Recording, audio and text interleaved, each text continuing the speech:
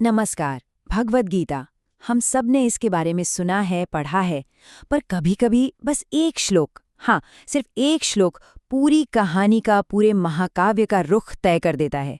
आज हम ऐसे ही एक श्लोक की गहराई में उतरेंगे। है तो छोटा सा, पर इसका असर बहुत बहुत बड़ा है।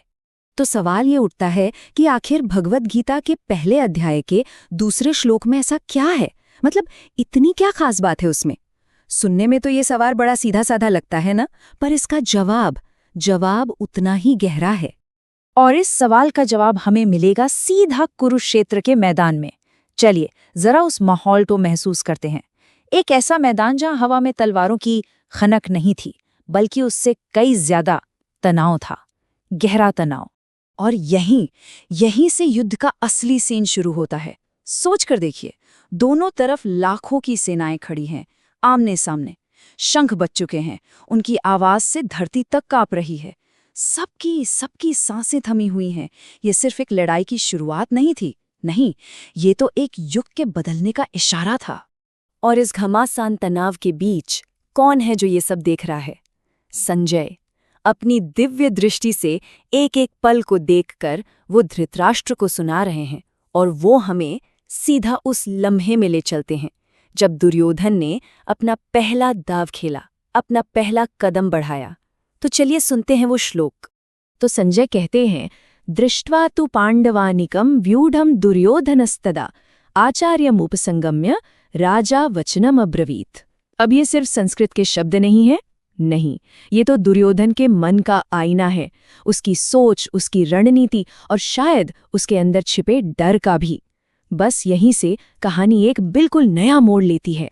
तो चलिए अब इस श्लोक को जरा तोड़ कर देखते हैं। इसके हर शब्द में क्या छिपा है उसे बाहर निकालते हैं, क्योंकि दुर्योधन ने इस एक लम्हे में असल में 3 बड़े काम किए, और ये तीनों काम उसके कैरेक्टर के बारे में बहुत कुछ बताते हैं।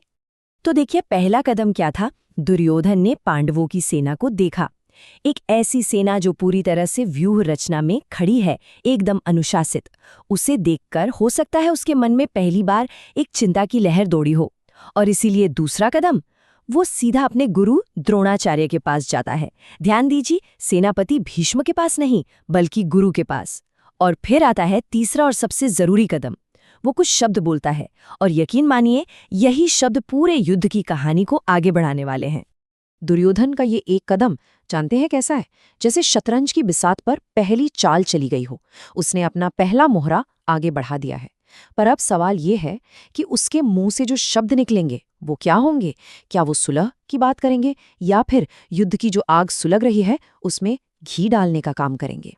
तो अब जो सबसे बड़ा सवाल हमारे सामने खड़ा है वो यही है कि दुर्योधन अपने गुरु से आखिर कहने क्या वाला है? उसके शब्दों में क्या झलकेगा? एक सोची समझी रणनीति, या वो डर जो उसने पांडवों की सेना को देखकर महसूस किया, या फिर उसका वही पुराना अहंकार? खैर, इसका जवाब तो हमें अगले श्लोक में ही मिलेगा, लेकिन तब तक इस सवाल पर सोचिएगा जरूर।